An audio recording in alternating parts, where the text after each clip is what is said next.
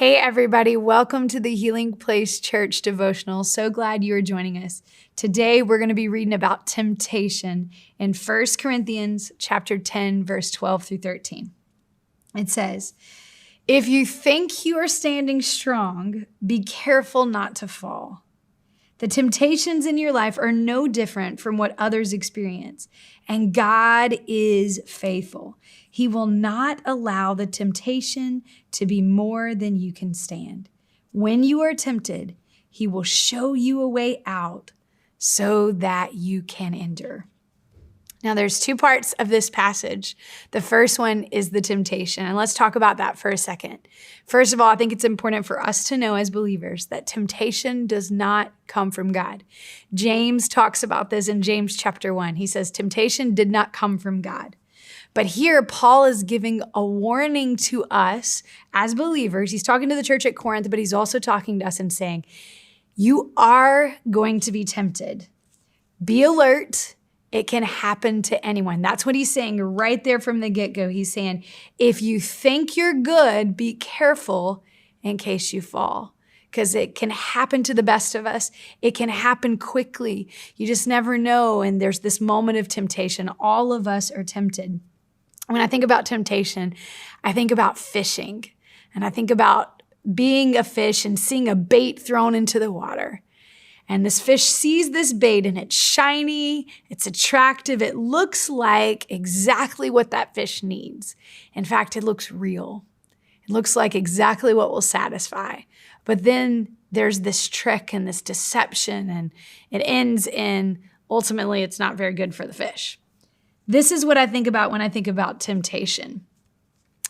Those things right in front of us, placed in front of us that are tempting us, they may look great, they may look real, but they will never satisfy us.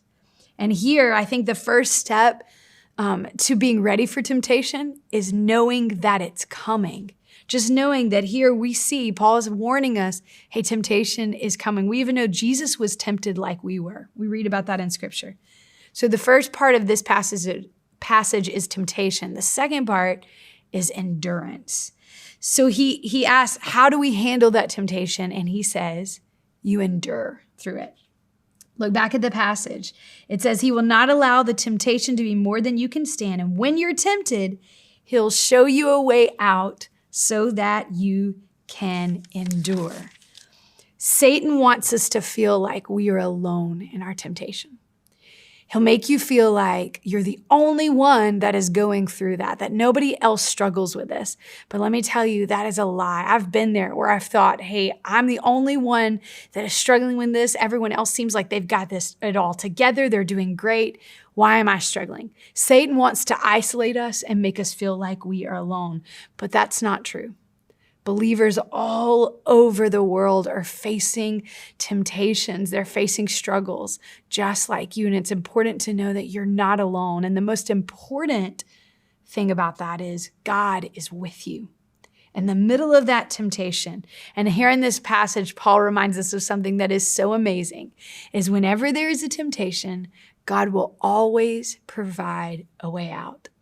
So whenever I feel those moments, if I'm tempted to do something I know I shouldn't do, or it looks appealing, it looks real, whatever it is, I think there's a way out of this, and I start looking for it. And I fail at that so many times, but I want to encourage you today, if there's anything to pull out of the Scripture, when you're tempted, do two things: look and pray. Look for a way out. He's given it to you. And pray. It'll remind you that God is with you. Hope today was encouraging. Hope it blesses you. Share it with others. We love you, and we hope you have a great day.